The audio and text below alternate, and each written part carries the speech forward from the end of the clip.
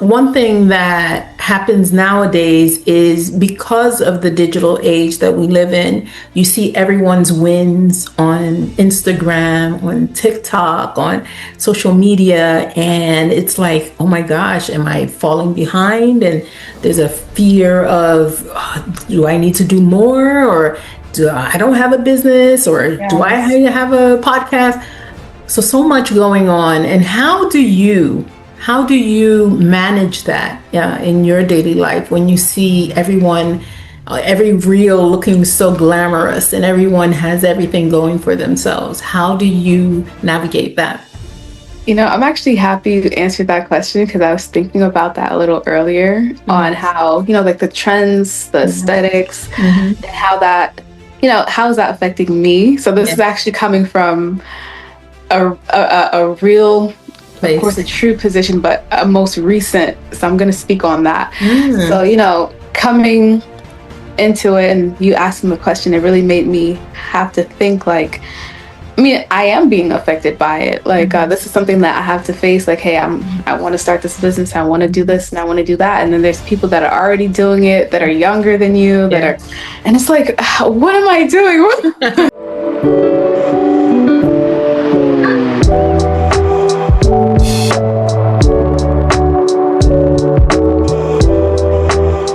Hi, Kedegia. How are you doing? Hi, Shola. I'm doing well. It's always a blessing to speak with you. Yes, thank you. Thank you for coming by to Activate Her Purpose. I really appreciate it. I know it's Sunday. In fact, should we tell them? We should. We should tell them. We recorded a whole episode and it did not record on the computer. Bruh. So we have to redo this entire episode, but we believe that it was meant to be, and we will be 10 times better than the last one. Don't you think? I agree 100%. So shall it be. Anyway, today we are doing something really special. Our very first Gen Z guest is in the building. And trust me, she did not come to play. She was born in Guyana, raised in New Jersey, and fueled by an absolute refusal to settle. Kedegia Williams has packed more in her young life than most people twice her age. She started at the Culinary Institute of America and graduated as the only Black student in her class. And she did not stop there. Nope. She pivoted, went back to school at Essex County College and became president of the business club. Earned a finance degree plus 2 certifications and then kept right on going. Kedegia, you did that. Kedegia to Rutgers Business School. Oh, and somewhere in between all of that, she became a trader, an investor, and a passionate advocate for financial literacy, especially for communities that the financial world has historically left behind. She's not just building wealth, she's trying to teach others how to do the same. And Gen Z unbothered and absolutely on a mission. Please welcome Kedegia Williams. Thank you for having me. You're welcome. Thank you so much for coming. This is really special because you are our first Gen Z guest on Activate Her Purpose. And if you are new here, Activate Her Purpose empowers women to step boldly into our calling, embrace our gifts, and live the life that we are meant to live with confidence. So we are excited and we are looking forward to hear your perspective on how you, as a young lady, young person, activates her purpose. And I know that we are in a day and age where young people are on the move, and we're excited to see what you have to share today. I'm excited to hear that. Definitely looking forward to speak on my experiences and see how I can influence and help others that will be in, my position, my current position as well. Love that. Love that. Okay. So my very first question is, and I ask this to many of the young people in my life, including my kids, because I do have two young adults who are also in the Gen Z demographic. And I'm curious to know, what's been the biggest wow, I'm an adult now moment for you? Okay, so the biggest wow, I am an adult moment. One, getting into the work field, and also taxes. Taxes. I know last time you were saying adulting is what? Ghetto. Adulting is ghetto. It is ghetto. Oh my gosh. Beaujolais, the ghetto. Okay.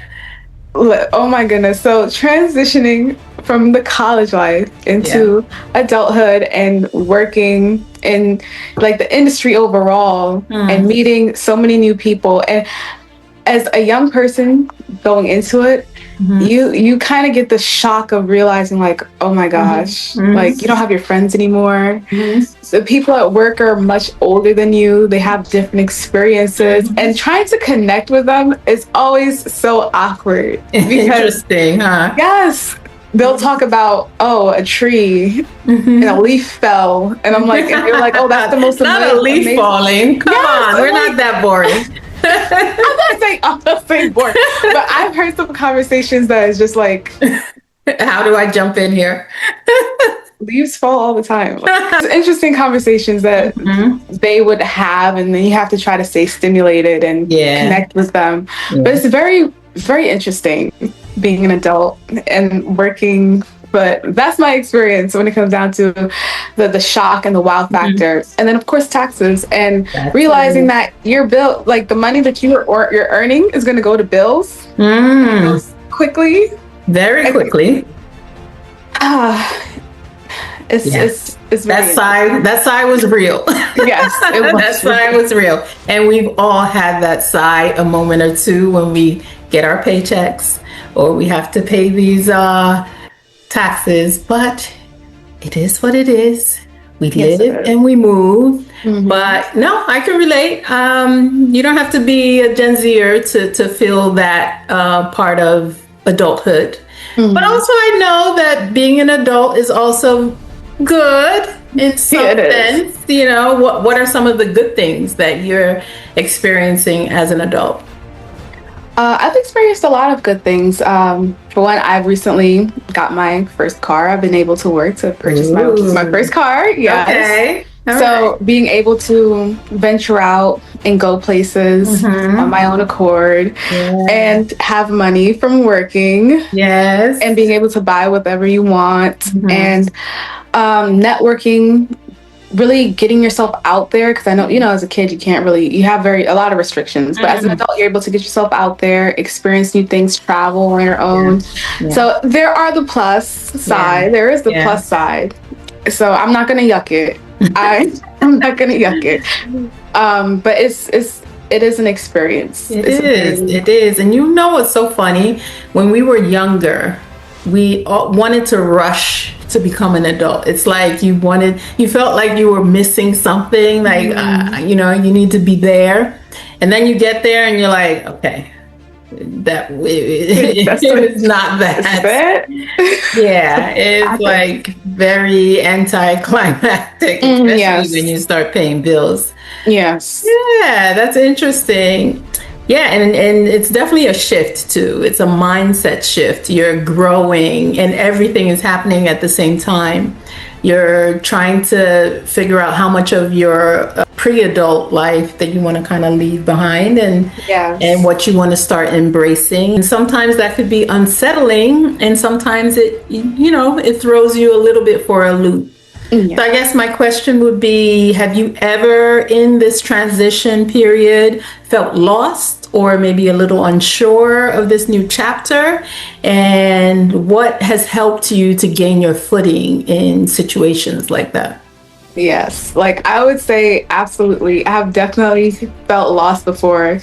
Like, oh my goodness. Yeah. Luckily for me, not too long ago, there were a few business meetings that I'm a part of NABA, which is National Association of Black Accountants, and we would hold when I was in college, and they would have guest speakers come in and speak to us. Yeah. But I graduated, but I was invited by a friend to come.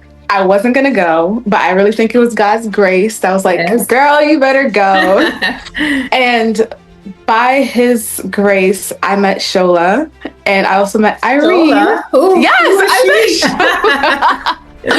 I met Shola, our wonderful host. Aww, and so she definitely got me on the right path. So when I say I was lost, I definitely needed help when it came down to, getting a better understanding of reality.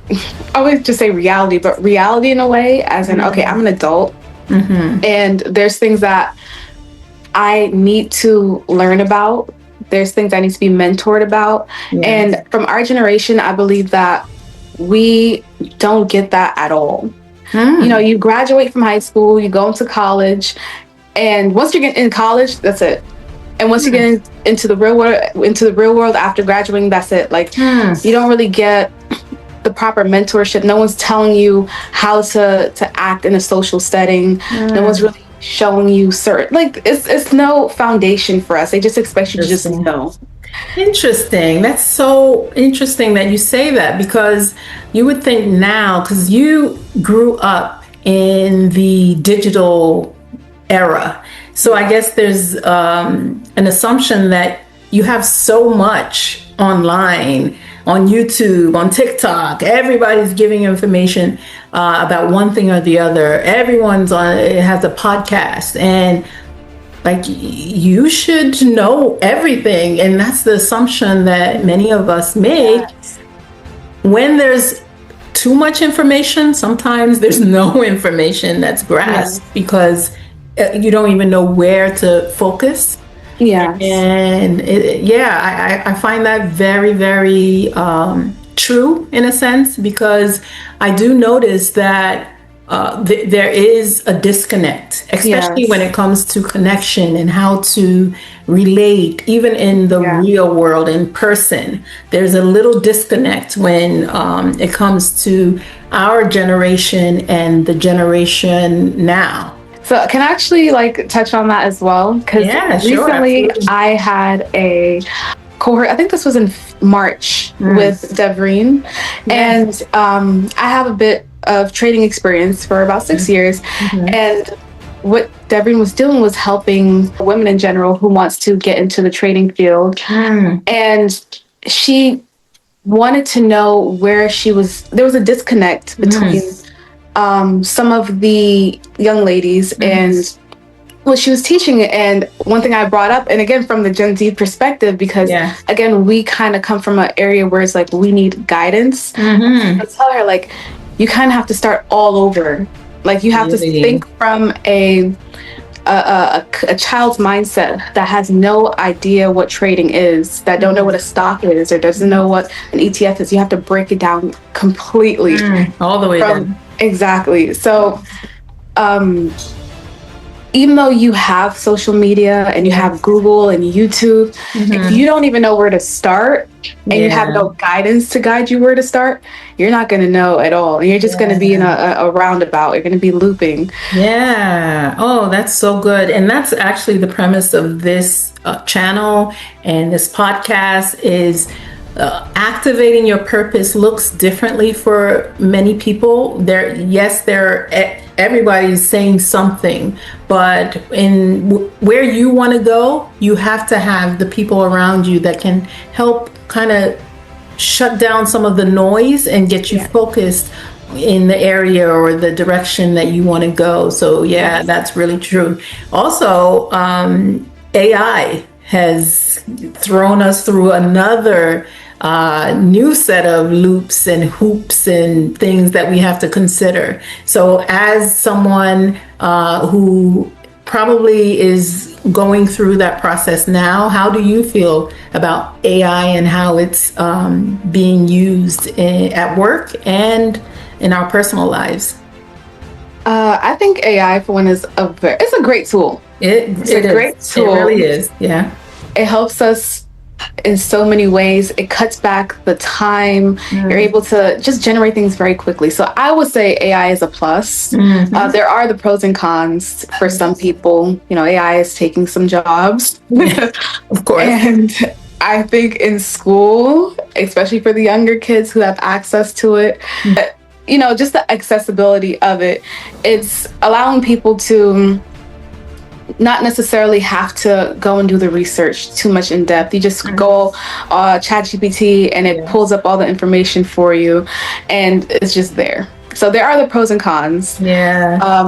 But I do kind of think it makes us lazy in a way. Well, I in some way I agree, but I think if you choose to be lazy, you will be. I think with the advent of AI, there's so many tools, so it allows you to think more even. So all of the mundane work and processes that we had to do manually, that AI has helped us take that out off the table. You have AI do that, but now you can start thinking of the possibilities. There's so many people who couldn't start a business because they didn't have all the resources. They didn't have the money to pay someone to do a business plan, to do this, to do a website. Now that's off the table. Yes, now, true. That is true. Literally through Claude Code or all these Lovable and all these AI tools, pick any one of your preference and you can cut that time in half for cheaper. So I feel like AI, even though, it makes you not want to think too much in some circumstances. But it opens up a world of possibilities for us. I agree. That you just opened a new perspective to me. Yeah. That's very much true. It does give you, it helps you open your mind a bit more to possibilities that you may not have thought of. So Right. Okay, so let me ask you this, and I like to think about it for myself, and I'm just curious what you would think is, what would you right now do if failure was not a possibility and you cannot fail at it? What are 2 things that you will do right now, and just go ahead and at go this for it? Very moment, if I knew I could not fail. Yes. You had the money, you had the resources, you just could not fail at it. Initially, I was going to joke and say the lottery. I was going to say the lottery. But aside from that, I would say I would start my business. I've been working on a few ideas, and it's just getting someone to help build it. That's initially where I am just stuck at the moment. But other than that, I have a business plan for it. I have everything else set up because I've been working on it for about 5 to 6 years. It's been 5 to 6 years, Kedegia? Yes. Oh my, okay. I can't wait. I can't wait to see what this is. Okay. Yes. Oh, I have to run that by you too. I definitely want your opinion on it. Absolutely. I love this stuff. Okay, so that's the first one. That's the second first one. Okay, before we move on. Yes. What you said is key because we actually literally just touched on it when it comes to AI. So you've been working on something for 5 to 6 years. Yes. And this was before AI, I'm assuming, because before it just got here. Before it started picking up. So in the age of AI, are some of the things that stopped you back then, are they still stopping you now? Or is it something that you have to do more research to get to your goal faster? So I would say AI definitely helped. Okay.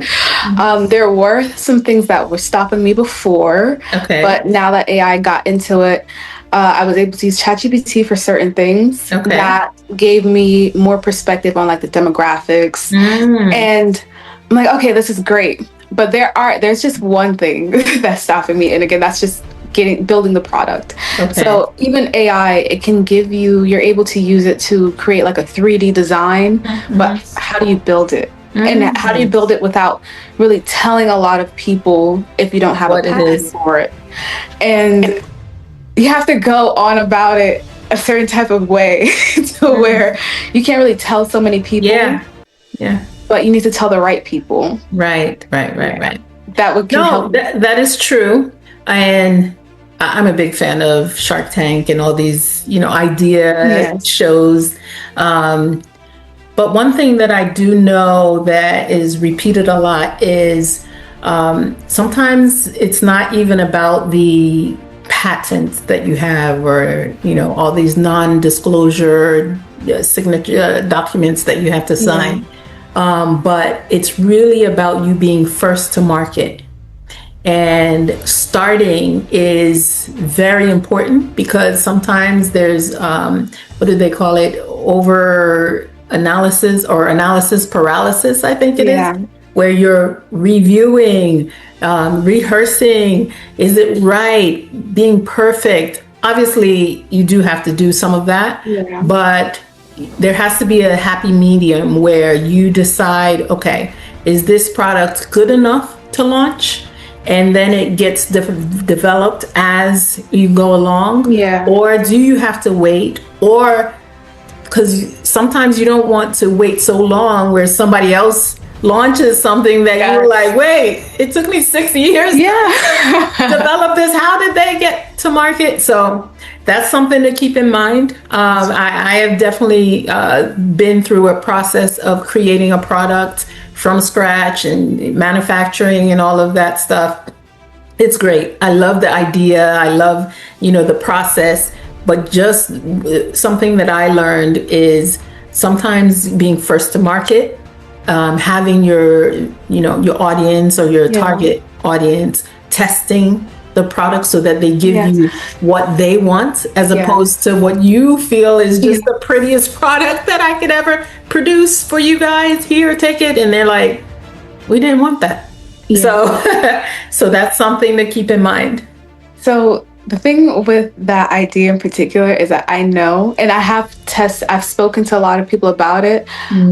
People that I trust, not just family, but people that I know that can use it. People that work in like the construction industry or the automotive industry. So when I was saying like the reason why I need protection for it is because once it's out there, there's people that I know that can take it and make more. Like they can.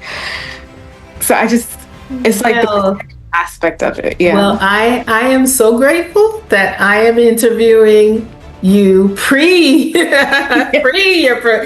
that when you become big and famous, I'll say, yes, I interviewed Kedegia way back when. And I'm excited for that. So shall it be. Yes. And I know that, I know who my mentors are. So I know you guys will always be a part of how I got to where that position is. What I know. Amen. I love it. I love the confidence. I love it.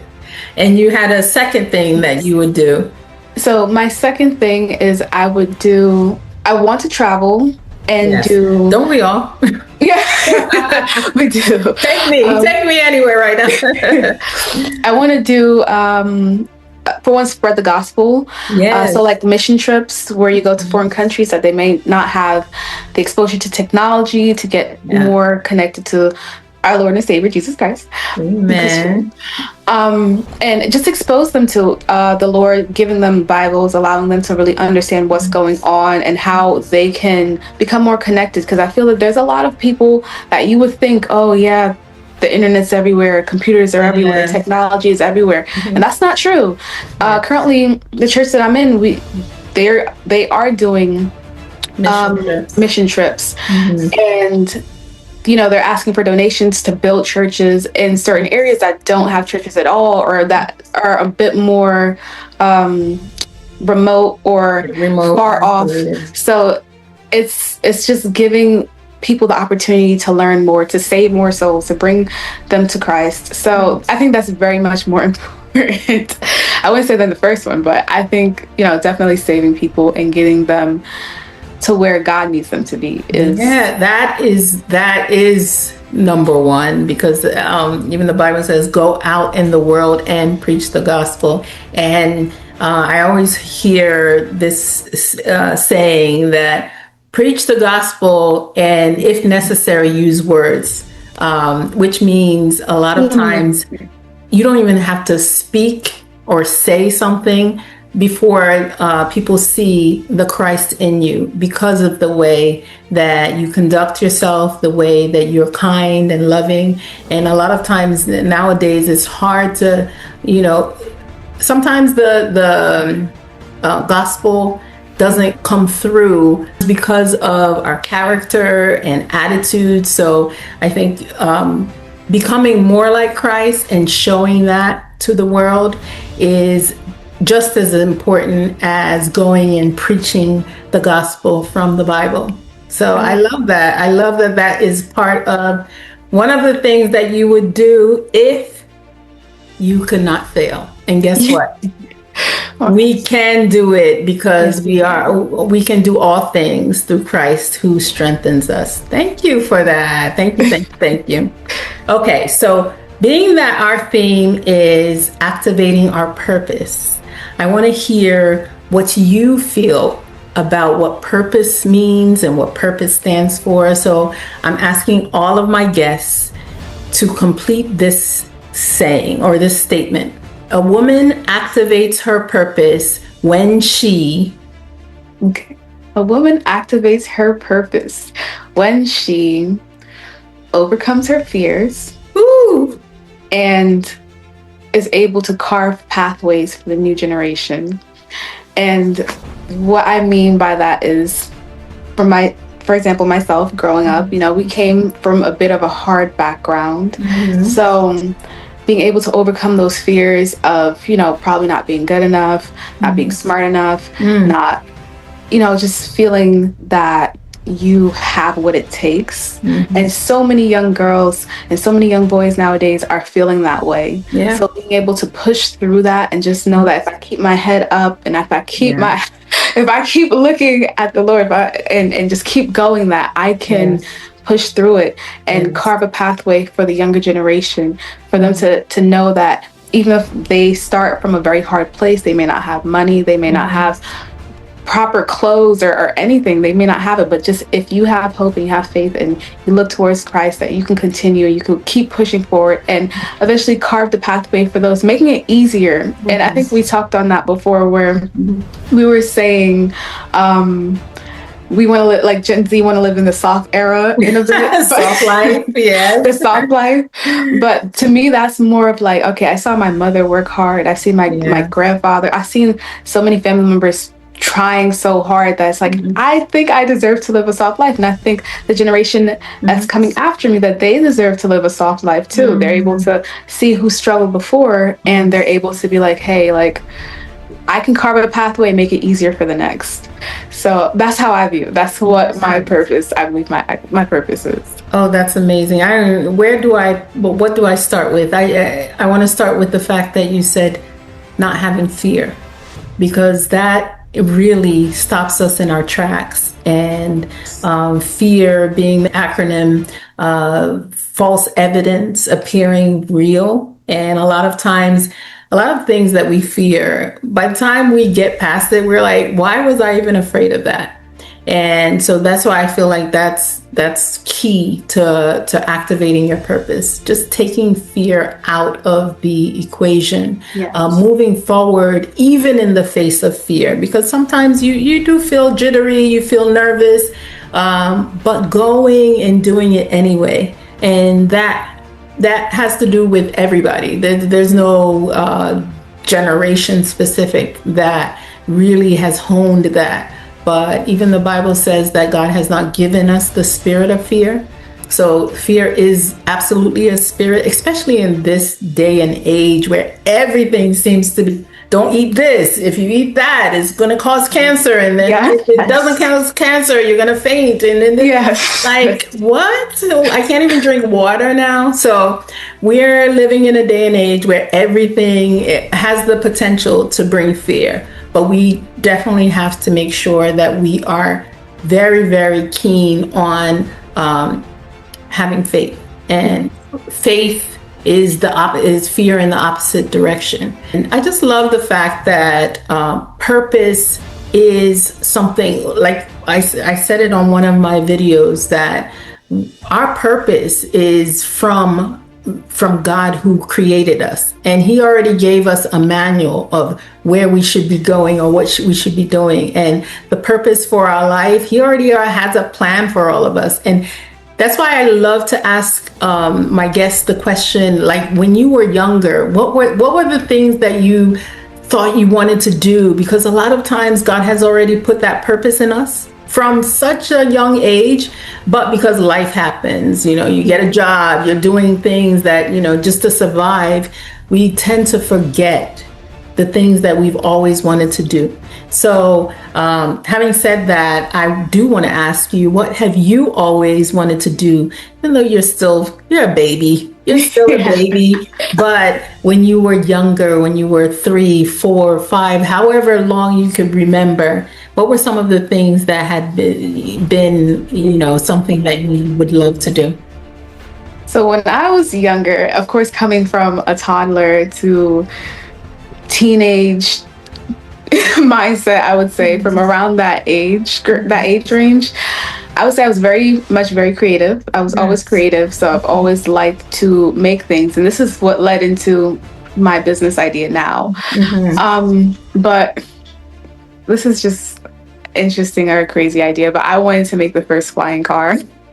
Amy, do you know, now that you said that, when I was younger, it crossed my mind too. Was it all of us wanted to do that? That's so funny.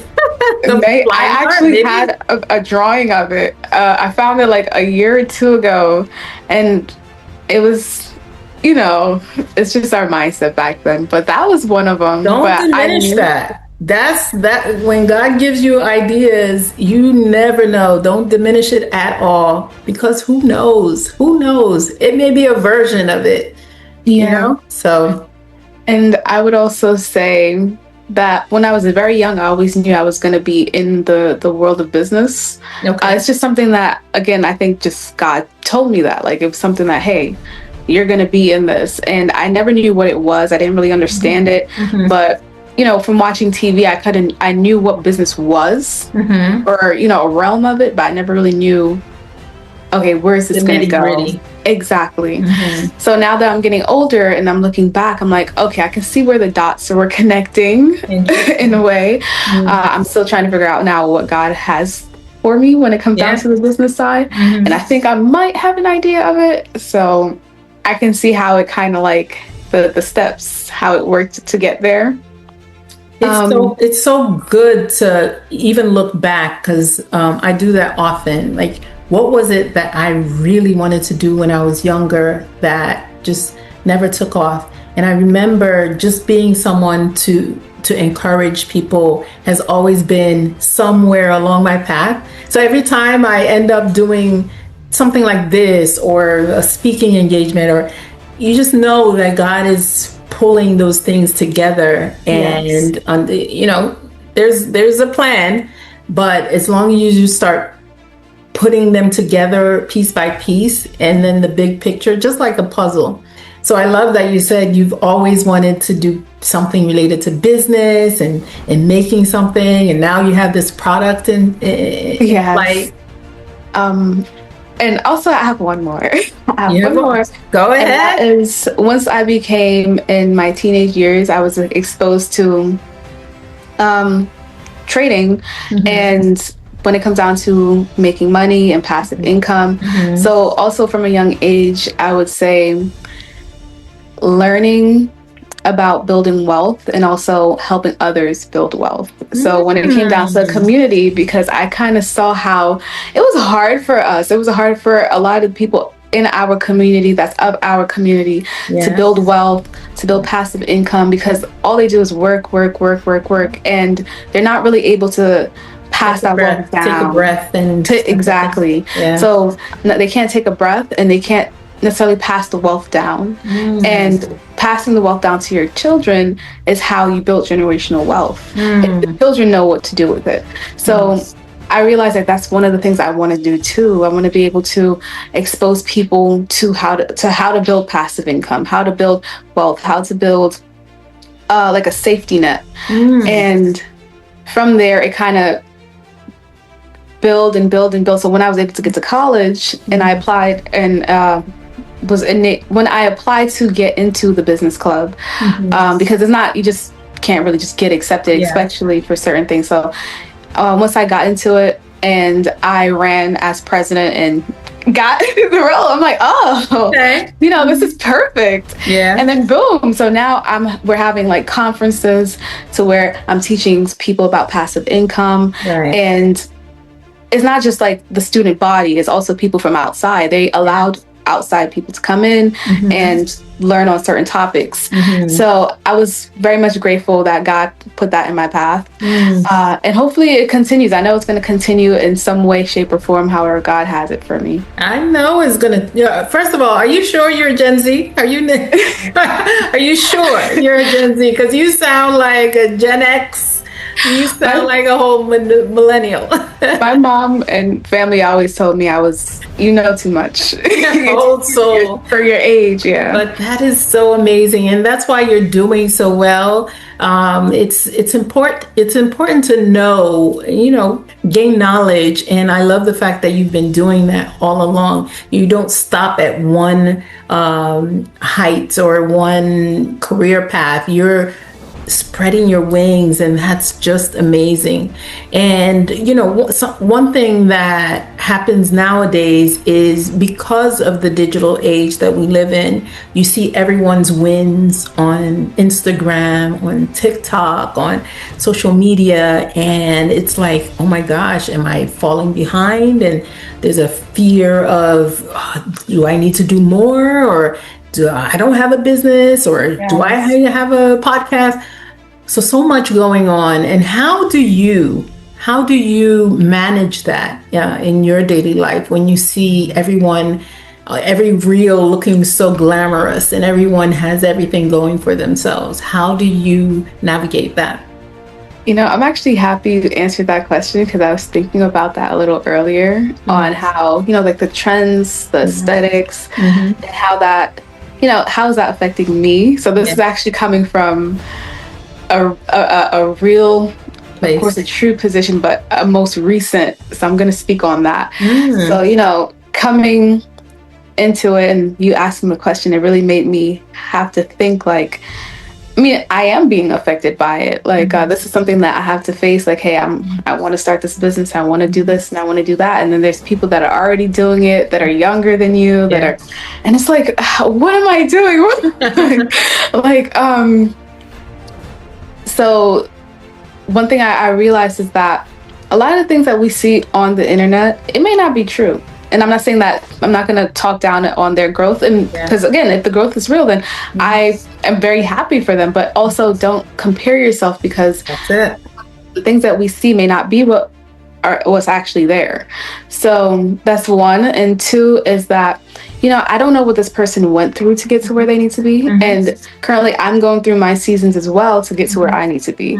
So don't compare to, someone's success because of where you currently are. Don't even look at it. Just be happy for them. Be like, I know, this, take it as motivation. I know this person got to where they got to where they need to be, because if they worked hard, however they got it, but I'm like, okay, I know that if they're able to do it, that it's in the works for me, that I can do this too. All I have to do is, focus, lock in, pray about it, ask God to take you on, of course, God can always take you on the right path. But don't compare yourself, because it can make you sick. People literally are obsessed with the trends and the aesthetics. Some people are spending their money. They don't have money. They're taking out loans. You don't know what people are really doing to uphold the aesthetic of them having. So it's just better to not even compare. Don't even get yourself in the mindset of, I need this and I need that. Just stay on the path that you're at and stay focused. Keep your mind on God. Stay in church, and everything's going to work out the way it should work out. Okay, you're preaching. Is this where you say clock it? See. But it's so true. Everything you said is absolutely 100% true. First of all, comparison, as you know, is the thief of joy. Yes. So you definitely don't want to compare yourself. Aside from that, what you're looking at, you're comparing yourself to a finished product. Exactly. Like you said, you don't know the process that person has gone through. You don't know the glamorous filters that needed to happen just so that it looks good. We're in a world of marketing. Everyone's trying to market to us. So they're not going to market something that, you see the rough draft that everybody else is. I have a rough draft. I don't want to see somebody else's rough draft. Actually, I do, because that's where you get the help. But you know what I mean? Like, nobody wants to see something that's not looking pretty, because it's not going to be as attractive to them as something that doesn't look. It's like, if I needed to see somebody's rough draft, I can look at mine. But this is part of another reason why I wanted this channel, because people are being real. Some of the things that my guests have talked about, you talked about Devereen. She talked about her process. Amina, Holly, Dee. I had so many people who have talked about their process, and it makes people understand that you're going through the same thing that I'm going through, and we are getting there, and it's more about the journey as opposed to the destination. Like, you're talking about the product that you're building. You've been building for 5-6 years. When the product actually becomes a thing, somebody may look at you and say, how did this young girl come up with a product like this? And, and then, how did that work for her? How could she do it and I can't? Not realizing that you've spent 5 years of your life building. And that's the joy. That's the best part. When you're building with God. He's giving you ideas. You're implementing it.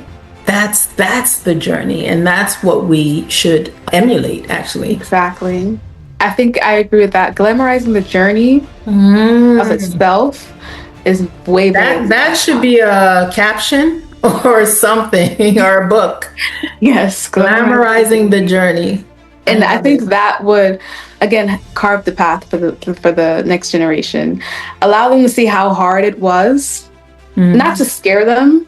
But if they have an idea or if they have something that they want to build or work on or achieve, showing them the process so they can build off of what you have already, or take the bits of what you have to keep them motivated is what really pushes people and what really brings them to their end goal. It makes it quicker, because you're having a mentor that will shield you from all the mistakes. Exactly. So you can get there quicker is what is really all about. Yeah. And you touched on it earlier when we were talking about the soft life and how Gen Z, they just want everything easy. And, there's truth to it that our generations and the generations before us, they had to do the hard work so that we don't have to do as much of that work. However, the soft life it's great, but there's always something. If someone has paved a path for us, we have a responsibility to do more for the generation to come. That's so true. It may not be, so I got that clock. That's it for me. It may not be as, the type of work that previous generations did, but you have the opportunity to go further, to expand, so that the next generation will do even more, and we conquer even more and take dominion over, the sphere of influence that we have. Yes, I love that. Yeah. So I love this conversation, and it's actually a bit different than the conversation we had that we lost. So I feel like this is definitely Holy Spirit led. Yes. And I can't believe that we're coming to an end. But before we end, I want you to share maybe something, whether it's a song, a mantra that has helped you along the way in the rough times and the hard times, and sometimes the good times that we've always experienced. What is something that has helped you navigate those seasons of your life? Okay, so I actually have a song. All I had right. one song before, but I actually have two songs. Two songs now? All right. 2 songs this time. So the first song got me through so much. I listened to it through middle school, through high school, through college. And the song was called You Gotta Be by Desiree. And gotta be. Yes, you gotta be bad. You gotta be. Oh, okay. I know that. Yes. Like, I know that song. I really hope people will take that and actually listen to the song and take that as motivation, because I really think that if more people knew about that song, they would see how much it would motivate you to keep going. You have You're not to being sponsored, are you? No, I'm not being sponsored. But kidding. It just tells you that you got to. You have to do it. You have to be strong. You have to be bold. To yourself. You have to be yes. You got to, because no one else is going to do it for you. That's right. And so that's my first one. Okay. And my second one came to me when I was in high school, and is actually by, it's by Whitney Houston. And it's called The Greatest. So the song is pretty much, what's it? I remember long ago.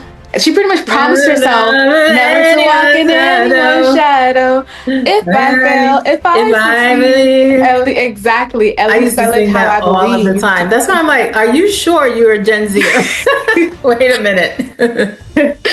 But those are the songs that, really set the pavement for me in a way where it's like, if I fail, if I succeed, at least I lived the way I believe. And no one can take that away from me because I chose that path. That's right. And as long as I'm led by God, I'm God-fearing, that I know that at the end of the day it's going to turn out the way it should. But I chose that path for myself, and I chose not to follow everyone else. Yes, I love that. I love that, Kedegia. And everything you said is just so inspiring. It gives me hope that your generation, even though, there's always this thing about Gen Z, negative connotation, I do not subscribe to that. I believe the Gen Z generation and the generations to come are going to expand. It's going to open our eyes. Even the things that we didn't see in our generation, we'll see in your generation. I believe that everything that you set your hands to do will prosper. You are bold, you are fearless, and I love that about you. I love that because you're someone who actually, when this IT conference happened at school, since that day, you have been proactive in reaching out to me. You have been so inspiring in the questions that you ask, even the things that you've taught me. I am very, very, very inspired by your journey. And I know that this is just the very beginning. I know that everything that you have in store will come to pass. There's nothing that will be impossible for you. And I continue to pray for you. And anytime you need a question answered or you need any advice, please feel free to reach out to me. I'm very, very, very happy to do so. Thank you so much. Can I actually say something? Absolutely. So one of the reasons why, for one, and this is going to help a lot of people too, especially the younger generation, being able to have the motivation to reach out to someone or being able to reach out to someone is because of that person sets the tone. You set the tone on if I would feel like I'm comfortable and safe enough to reach out to you. So yes, because sometimes you reach out to people and they have this tone of like not welcoming, not opening, not really wanting to speak with you. And again, a lot of us in the younger generation, we need that safety net to be like, hey, can I reach out to you? Is it safe for me to reach out to you? Are you going to judge me? Wow. So yes, you created the tone, you created the environment to where I can feel safe enough to be like, hey, I can reach out to this woman and she has a great personality. She made me feel safe. She made me feel comfortable. She gave me like, she gave me a safe environment for me to just like, I can trust her. I can speak with her. Let me do it. All right. So a lot of us need that. And I also had a question. Sure. Right?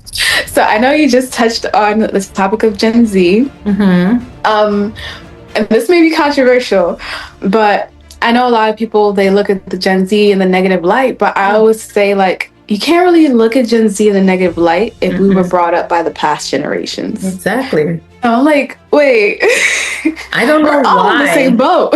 I really don't know why, Gen Z got that reputation. I just feel like it's maybe because there's just more going on online that never was online. So we see everything. We see the good, the bad, and the ugly. So maybe that's where it's coming from, but I do not subscribe to it. I believe that each generation has their path and their purpose, and the generation that we're in now, we all need to collaborate. We all need to work together. There are strengths and weaknesses.